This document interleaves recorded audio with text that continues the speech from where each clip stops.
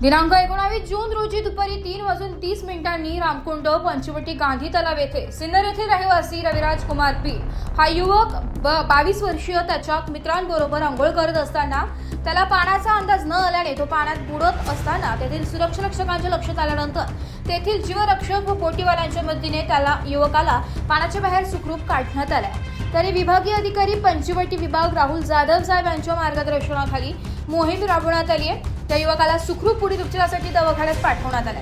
त्यावेळी जीवरक्षक आकाश जाधव, सागर पाटील, विशाल जाधव, काळू जाधव, रामकुंड जीवरक्षक, तैनात सुरक्षा रक्षक सचिन भाऊ राऊत, सूरज घाडगे, गोरख पारधी, कविता पगारे, सुनीता पगारे, रेखा इंगळे, सुरक्षा हवालदार पंचवटी इम्फाळ, अग्निशमन विभागाचे कानडे साहेब तसेच लोकशाही न्यूज पत्रकार प्रशांत घुमरे सर घटनास्थळी उपस्थित होते। नाशिक लोकशाही न्यूज साठी प्रशांत घुमरे, नाशिक।